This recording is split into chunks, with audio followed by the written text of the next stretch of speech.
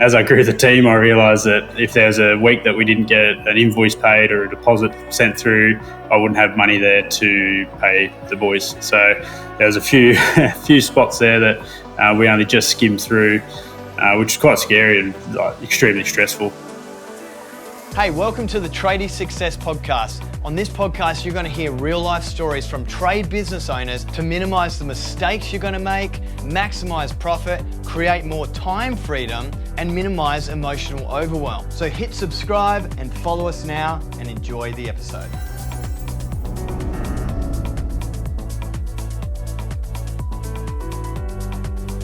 Hey everyone, welcome to the Tradie Success Podcast. I'm Greg Allen. I'm here today with Bailey McEwen from BMU Engineering. Welcome to the show, Bailey. It's good to be here, mate.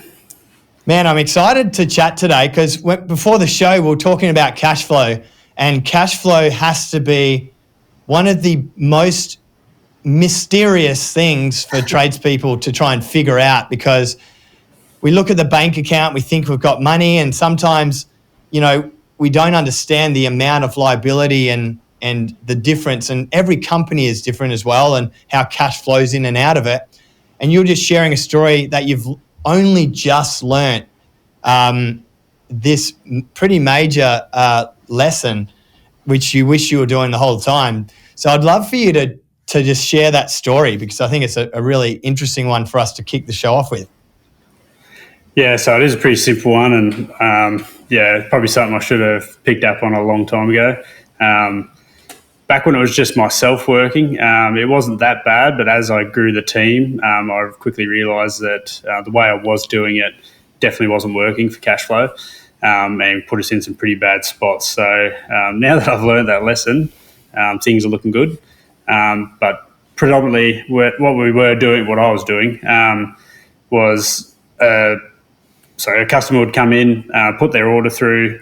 As soon as they pay a deposit, I would just go out and buy everything I needed for that job, which would obviously cost quite a lot of money, and pretty much deplete that whole deposit amount, which I thought at the time was a great thing. I didn't owe money on anything. I had the materials ready to go, nothing over my head in terms of materials and products. So I thought I was smart. I thought I was great.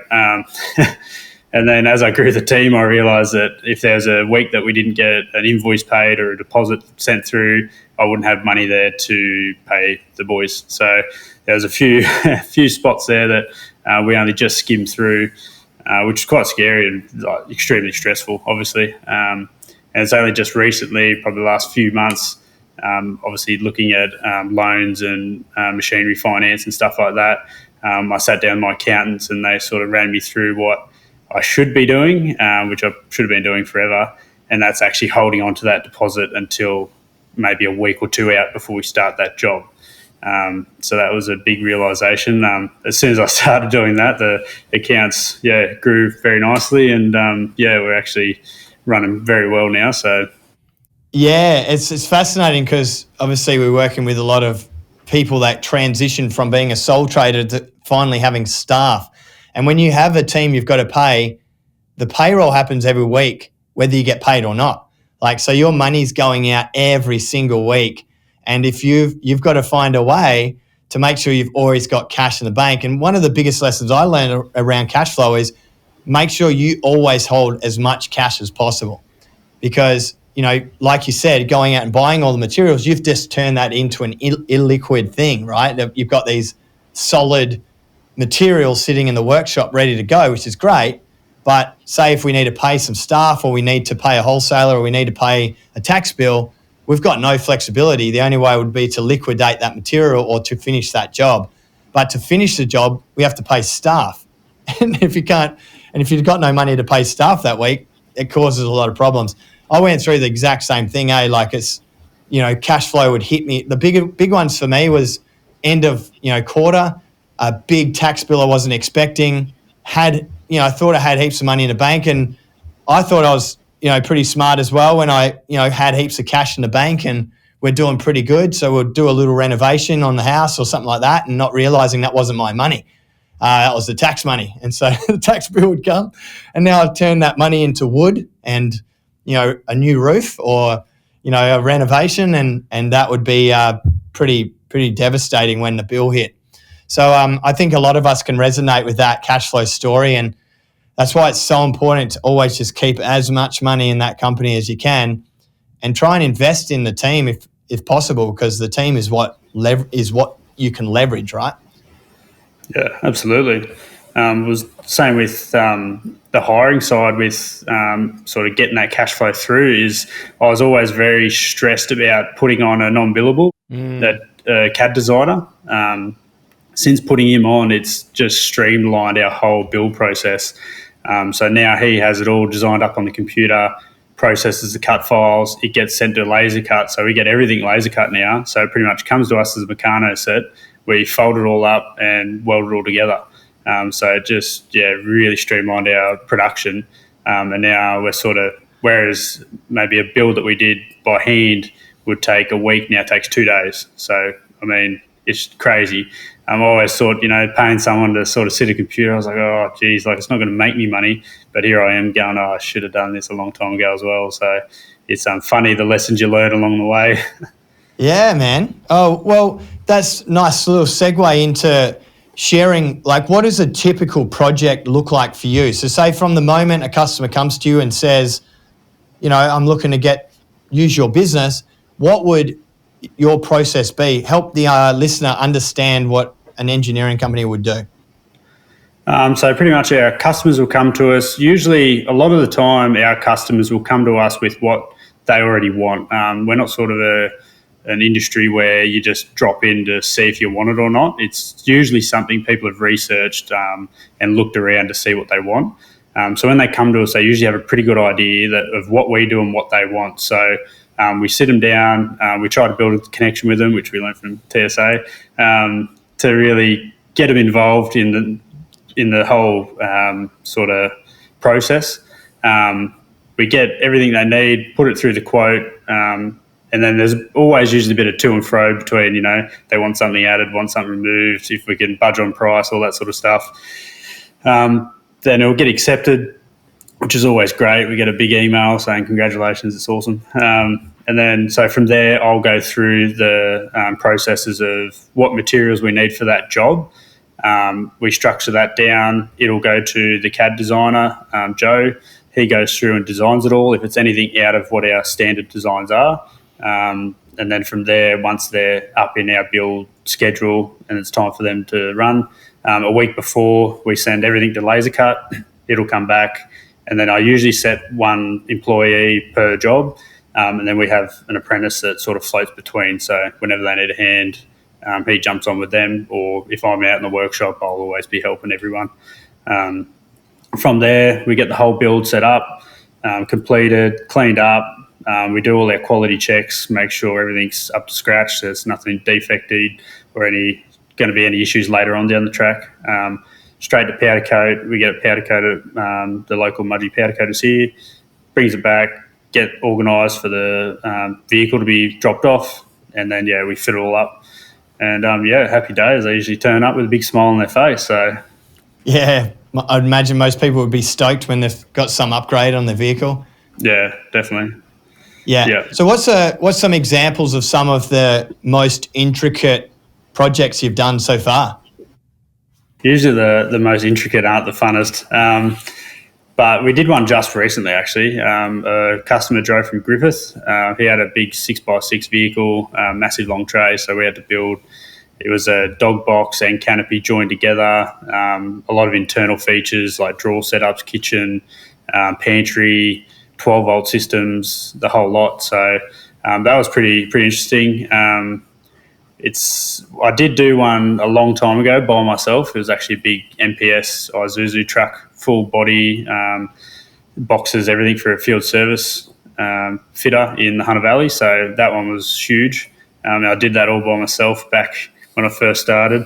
Didn't even have a forklift. I had a little roller gantry with a come along and just had it jacked up on that, wheeling it around the workshop. So it was pretty crazy, but it's funny how you look back and think, I don't know how I did that. So yeah, the things you do when you start out, eh? Yeah. At a minimal cost. Yeah. And so what what would you say the biggest skill sets are that you need in a tradesperson that you hire, and how have you gone about finding competent people in the current market, which has been pretty hard to find good people, but I know you've put a couple of people on over the last year. What is your process, and what skill sets do they need to do well in your type of job? Yeah, so I was extremely lucky. When I moved back to Mudgee, so I've moved the workshop from Rutherford over the Newcastle area back to Mudgee, to my hometown. I worked by myself for probably another year when I was here. Then I was like, you know what, I need someone. Put the feelers out there for a tradie. I ended up getting a second-year apprentice, and he's still with me now. And honestly, he's been the best employee, and I think I'll struggle to find someone as good as him in terms of work ethic. He's just, you say, I need this done, and he just does it. He doesn't muck around. He doesn't, we have a lot of fun together, but he just gets the job done.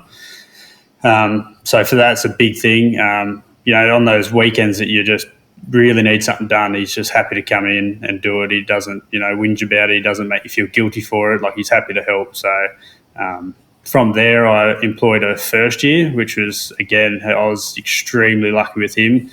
He's actually better than a lot of tradies I know, so which is huge for a first year.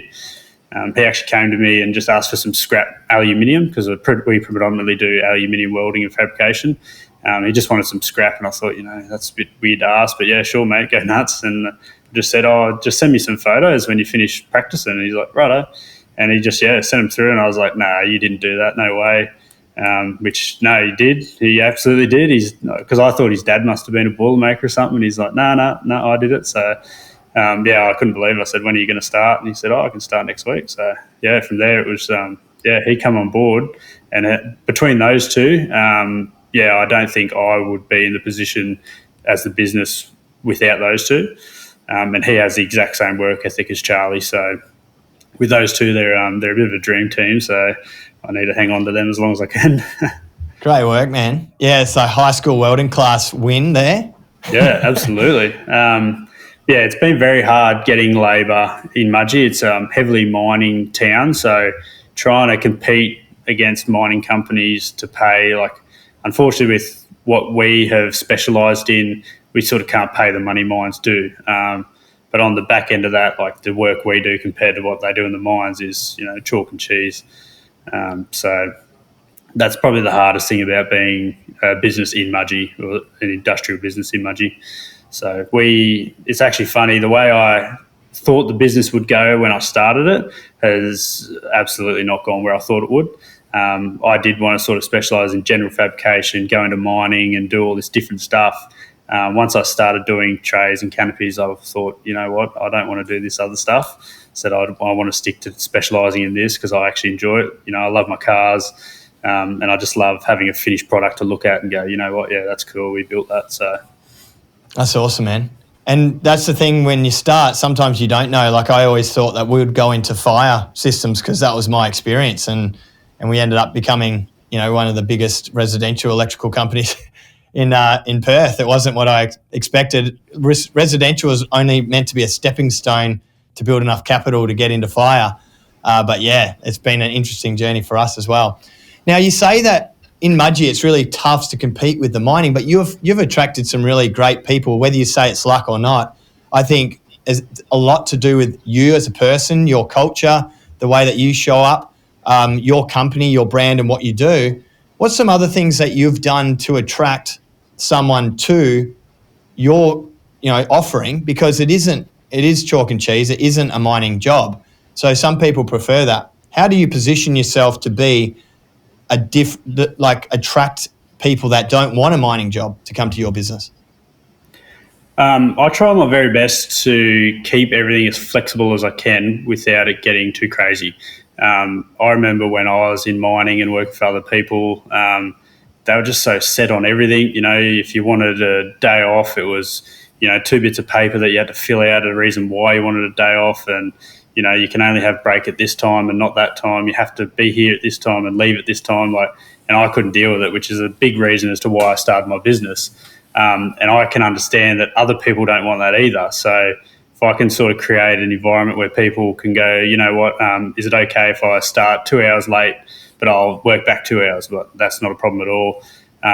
Even the boys use the workshop of a weekend for their own personal stuff. Just, you know, I've got the resources there to let them do that, and it doesn't bother me because I know they work hard for me through the week. So I try to keep it as flexible as I can, and it just creates a really good environment. Everyone's happy. Like everyone has their days as they do. Like I have plenty of those. But I've never had one of the boys come in just absolutely miserable. You might be the early morning, still waking up, but as soon as that radio turns on and the welding starts, like everyone, just joins in. It's a good time. So, yeah.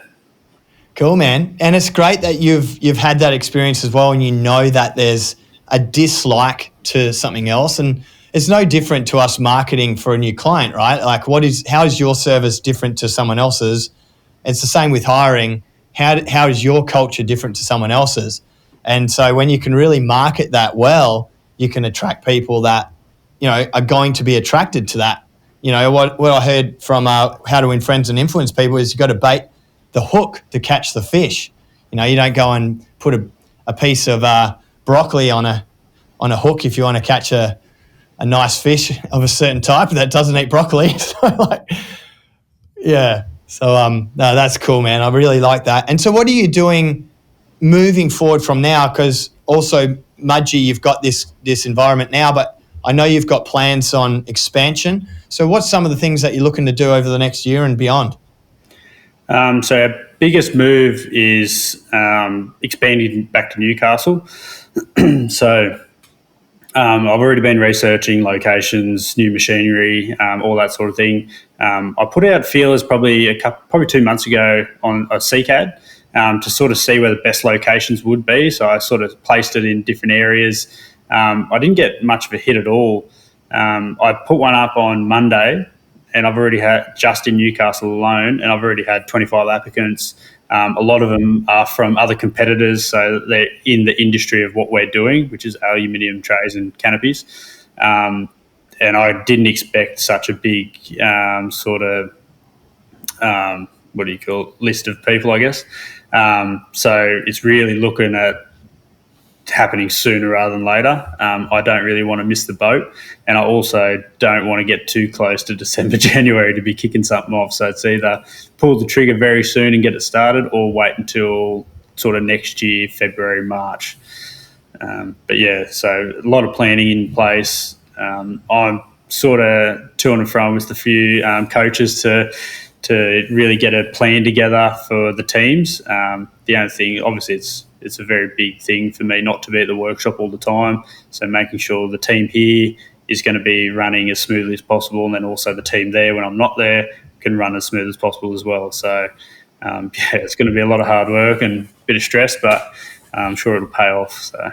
Yeah, man, you'll get there. And that's the whole idea of like building that structure into the business and having that operational time freedom and having your managers in each of your places so that things continue to run without you being there every single minute of every day. Excited for you to roll that out over the year, and you've got our support the whole way. So love to dive in back into when you started the business. So you gave some examples earlier in the show around when you started the business, you were doing it, you don't even know how you were doing it the way you were doing it. You started cheap. Obviously, you didn't have enough capital to buy all the machinery and stuff. So I'd love for you to just walk us through, like, what were some of the challenges you faced and some of the lessons you've learnt now that you look back and go, wow, like maybe I could have done it this way instead. So there's, definitely a few things. One would be, like you've always said in TSA, you might be a great tradie and you might be awesome at what you do, but business and doing your tradie job are two very different things. I wish I did go into some sort of program or training for the business, because obviously the first 3 years I didn't do anything. And I think if I had started straight fresh into some business training, things would have been a lot bigger, a lot quicker, because there's just so many things I did that, when I first started, the first 3 years was just me working flat out, nonstop, every day, massive hours, and it does grind you down. Whereas, I should have been looking at, putting people on. So as you said, work on the business, not work in it. And that's definitely something I should have put in place a lot earlier on. And then with machinery as well, like the machines that we need are super expensive. I was sort of lucky, and I wouldn't say I was lucky. I sort of worked my butt off when I was an apprentice. So I did have a property in Mudgee and a property in Rutherford where I was living at the time. So I was able to draw a little bit of money out of those to pay for some machines. But also I was buying very second-hand machines that have been really used badly. So, but it's got me through. We just got a new one probably around Christmas time, which we're looking to upgrade this year again. So really sort of stepping it up, bring on a laser cutter, which is going to just, make the build process so much quicker. So, yeah. And the laser cutting as well, once you've got that asset, you're going to be able to do jobs in way less labour, right? And you still charge the same amount or be more competitive even if you've got competitors in the industry. So that's exciting times. So back on the people thing, were they obvious moments where you're like, I should have hired them, but I didn't?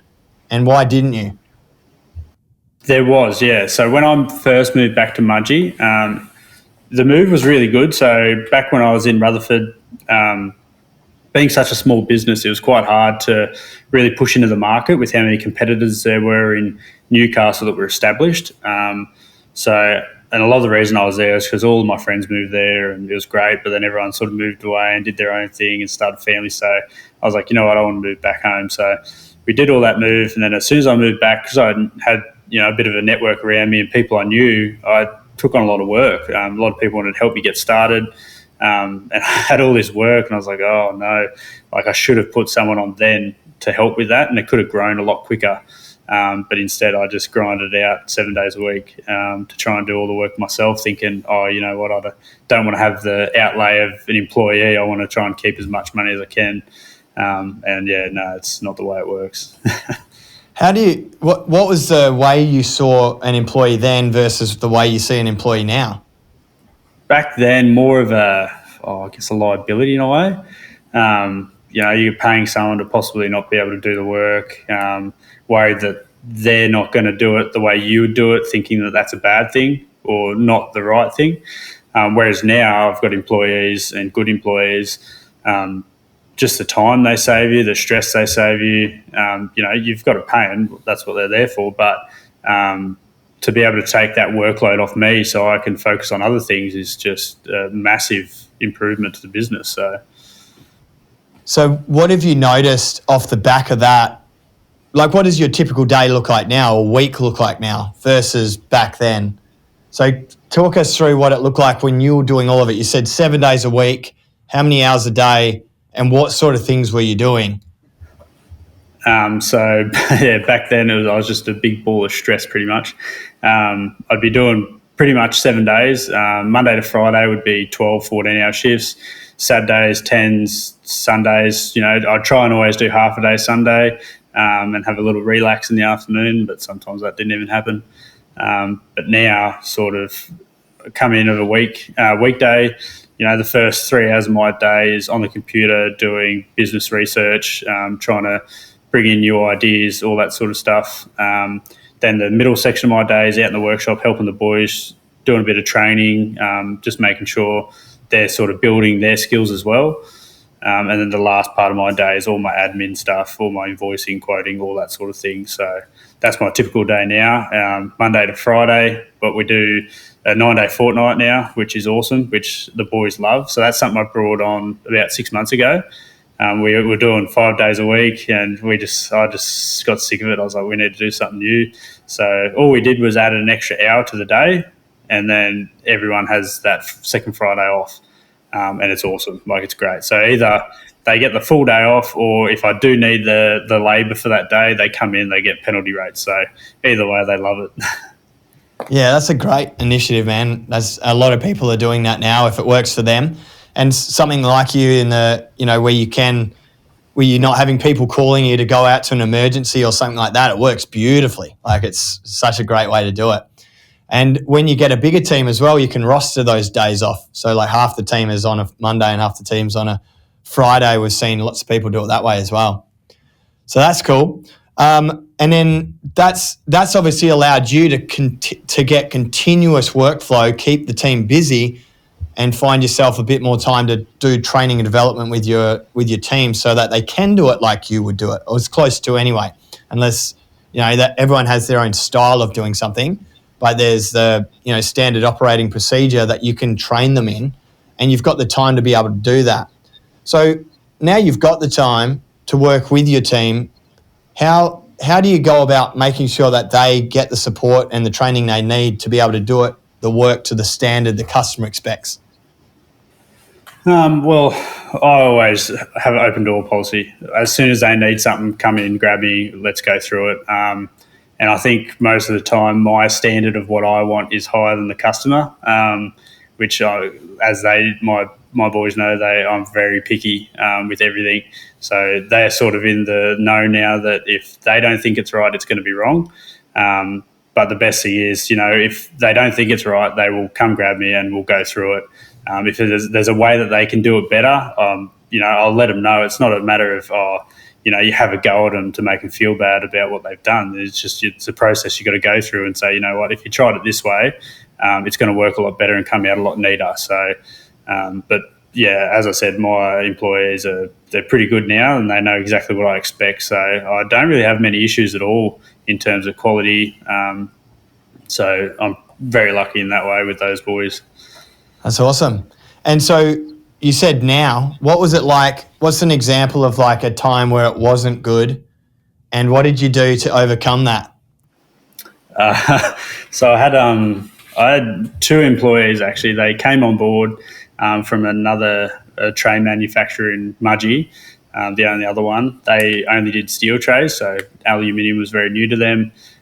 We still are doing steel trays as well, but it's not something we like to. I don't really enjoy it, but it's something we still do. They come on board and I think they were so stuck in the ways of what they were doing in the other workshop. It really reflected on our quality. Unfortunately it got to a point where I couldn't have them on board with BMU, just because it wasn't sinking in with the quality I wanted.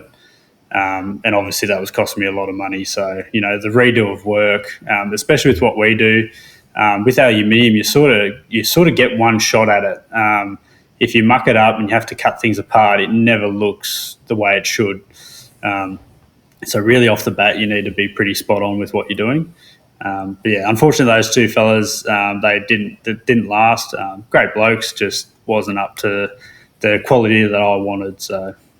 Yeah, and it goes to show, like, we talk a lot in the academy about you have to hire competent people who have done what you need them to do, especially at the start. Like, you need, when you're starting, it's your first couple of hires, it's so important to get someone who's competent. Otherwise, you spend all of your time fixing up their problems they've made because they're not competent. And so that's something you had to deal with, right? Because they've developed their own idea of how to do work at this train company. And I'd imagine at a train company, there's hundreds of staff. Is that sort of size business they came from? No, they were quite a small business as well. I'd say they were smaller than me. So it was only myself and my two current employees, and they came on board. And obviously it just didn't work out. But so was that a culture thing, or is that a competence or a combination? It was definitely the competence. They actually meshed in really well with the group. So I was actually sad to see him go, but from a business side, I just couldn't have him there from the business perspective. To have him there for a yarn and have a laugh, sure, but I can't pay someone to just have fun with through the day. So it definitely came down to competence. With whatever they are doing at that workshop, just wasn't the same quality as what we were looking for in my workshop. Yeah, I guess that's a culture thing as well, isn't it? So they've come from a culture who is okay with it being substandard because it's on a train and no one really looks at it, to a consumer level product which has to be SMEC, has to be always finished professionally, and obviously a different skill set, like you said. like welding on aluminium versus, or working with aluminium versus steel, very different. And can you explain what's different about the two? A few key differences. The weight of it. So aluminium is roughly half the weight of what steel would be. With that, it's a softer material. So welding it is completely different. You need to use different style welders. You need to use different style gas. Really, the process of welding aluminium and even fabricating aluminium to steel is just so different. And a lot of people don't like using aluminium. So in a way, for what we do here in Mudgee, we do get a lot of odd jobs because no one really specialises in aluminium, whereas I prefer aluminium over steel now, but when I first started, I didn't. But once you start working with it, it's something that, I believe it works a lot better.